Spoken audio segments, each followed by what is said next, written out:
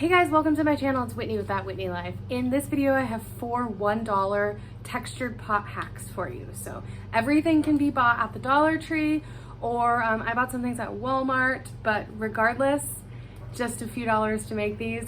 I feel like you can't have enough greenery and flowers around, so the more the merrier. Without further ado, let's jump into it.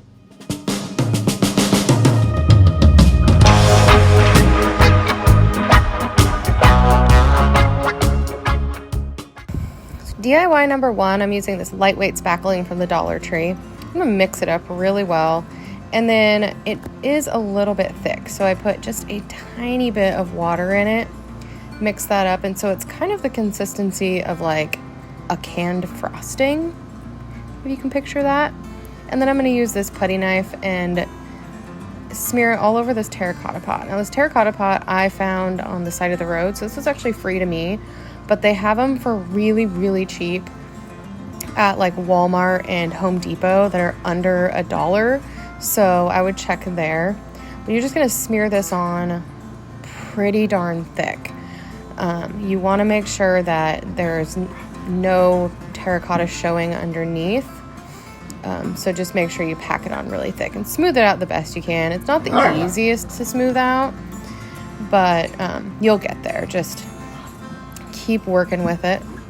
I didn't mind that the rim of the terracotta was showing. If that bothers you, you can always paint it after, but it just really wasn't bothering me. I thought I added a little bit of character and color scheme to it, so that was just my preference. Again, crafting is all about your preference. I am just here to give you inspiration and ideas.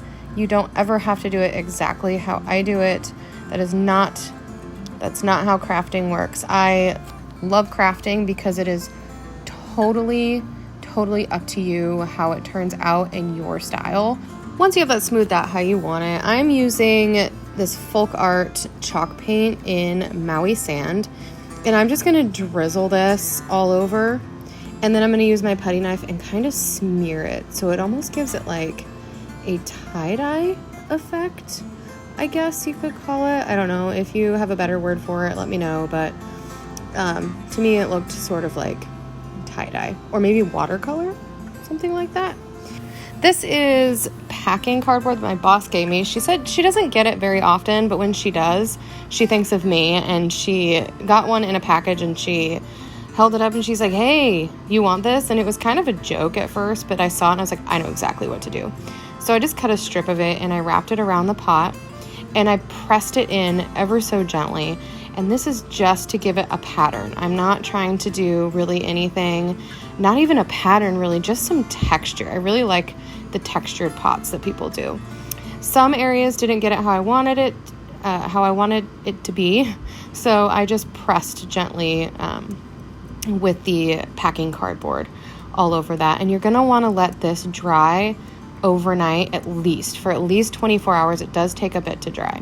Some of it was poking out a little bit further than I wanted, so I just pressed that down with my finger. Once that was dry, I used some ferns from the Dollar Tree, and then those are just little white stones from the Dollar Tree as well. Cut down a little bit of floral foam, and guess where this is from? The Dollar Tree. The second I did this, I was like, oh my gosh, there's a hole in the bottom. It's gonna come out of my carpet. So I close that up with a little bit of glue and let that dry. And then I'm going to pull off the fronds on this fern. And I'm just gonna place these in the floral foam where I wanted them to be. I wanted it to be very tall, but spread out as well. The one thing I do not like about the Dollar Tree ferns is they are one-sided. So if one side is just much more vibrant and the other side has like the vein or whatever you want to call it, the wire down it, and it's much lighter and artificial looking. So that's the only thing I don't like about these. Other than that, they're actually really easy to bend and work with. So once you have that in how you want it, just pour the stones in it, pack those in fairly tightly. And that's really it for this one. I really like how this turned out. It took a little bit for it to grow on me. And then once I had like the fern in it and the rocks and everything, and it was dry and it was out for a while, and I stared at it for a good long time. I really started to like it a lot, and I just really love the textured pots that I've seen people do. Now this next one is a terracotta pot I got from Walmart. Yeah, I got it from Walmart, and it was like 97 cents or something. And I'm taking some more lightweight spackling from the Dollar Tree, and I'm just smearing this on. This one, I am not concerned about coverage. I'm actually more concerned about the design on it, or the pattern, or whatever you want to call it. So I'm just kind of smearing this on like you would a cake, and I'm making sure that I'm doing like swirls and lines and, you know, however you want this to look. Just make sure there's not a lot piled up in one area, that it's fairly even. So after that is all dry, and it did take 24 hours, I'm kind of brushing off the, you know, little pieces or lumps or whatever that were left on it. And I'm going to give this a coat of white chalk paint, and I'm using, of course, Rust-Oleum and Linen White. I went back to my trusty Old Faithful. It's just, you get a lot of it. And just to let you know, you will save $5 on this if you get it from Walmart. So this is a sponge. I got a 2-pack from Home Depot. I'm just cutting a small corner off of it, and I'm using Folk Art Metallic Pure Gold paint, and then Waverly Antique Wax. Just using the littlest bit of it, and I'm putting it on a sponge and just stippling it all over. I do not want full coverage on either one of these paints. It's just to bring out that pattern and highlight the raised parts of it so the pattern shows really well.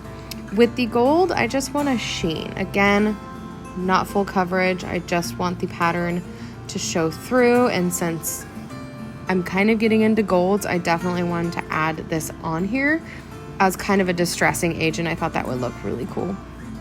So now I'm using a piece of floral foam. This comes in a 4-pack already cut from the Dollar Tree. I think they're so handy. I just shoved it down in there. I didn't need any glue or anything. These are River Rocks from the Dollar Tree. I thought at first that I wanted like the black and the white effect, but after putting it all together, I ended up taking out those River Rocks and just putting the white in there.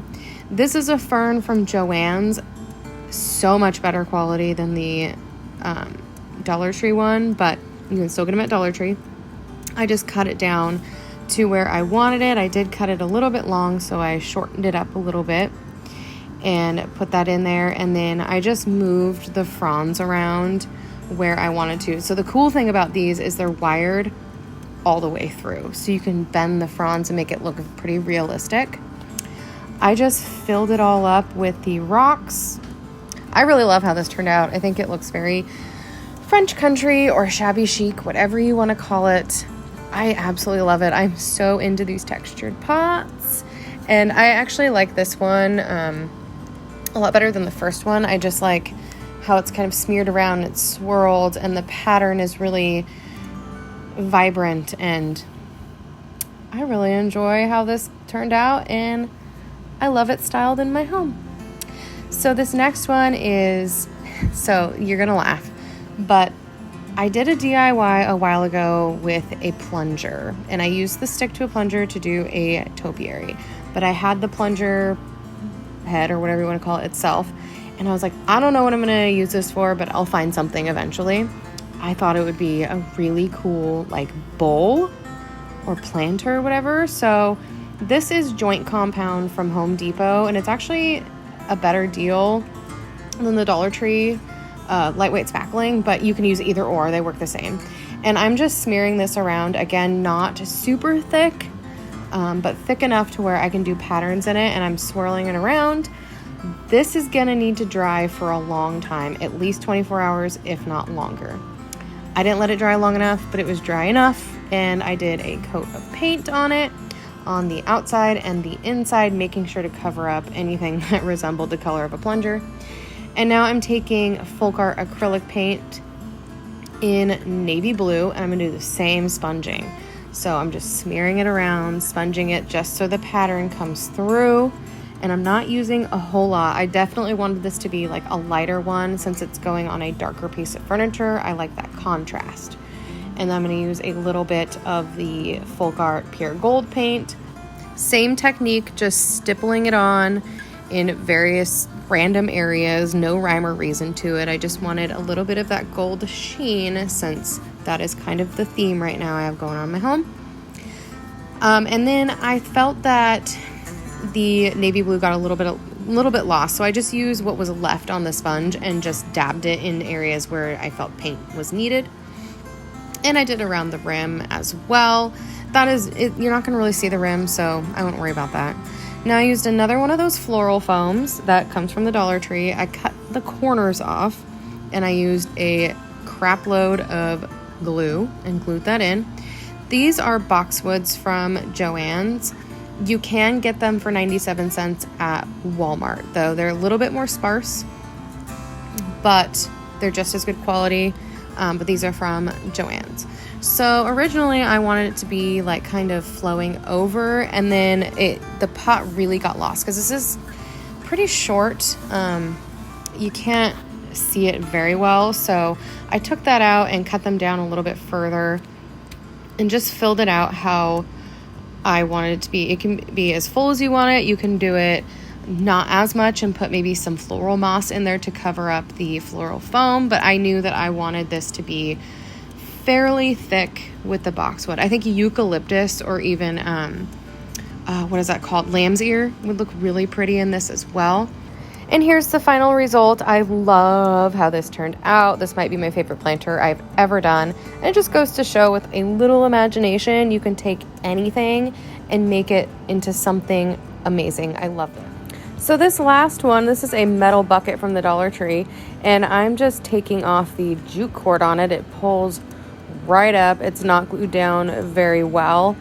And make sure that you set that aside because we're going to use it again in just a minute. Once you have that done, I'm gonna give it 2 coats of white paint, whatever you choose. I think you guys know what I chose, so I just gave it 2 coats of that. And then I'm gonna flip it upside down, make sure you have something underneath it. I just have a piece of paper and that worked fine. And I'm gonna use a Folk Art acrylic paint in pure gold, and I'm just going to squeeze a boatload of this all the way around the bottom of it and just let it drip down. And then I'm going to use navy blue. This is also a Folk Art acrylic paint. And I'm going to do the same thing and just do a boatload of it all the way around the bottom of it, upside down, and let it drip. And then I'm going to do one more layer of the gold.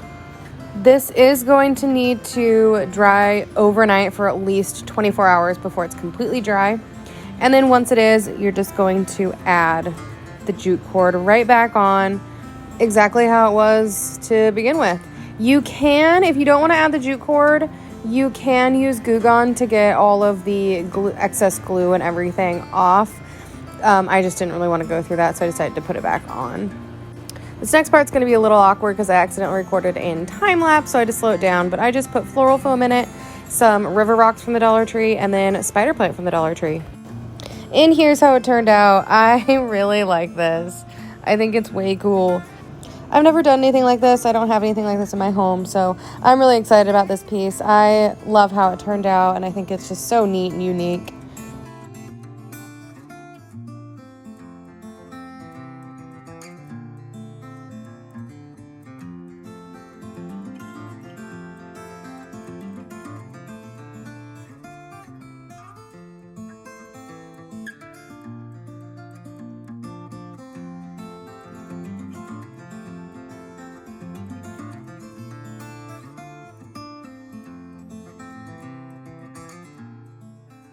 Well, that is everything I have for you in this video. Let me know if you liked it. If you did, give it a thumbs up. Thank you so much for watching. Let me know which one was your favorite in the comments. My Instagram handle's in the description box, so make sure you follow me there. Please subscribe if you haven't already, and I'll see you in the next one. God bless.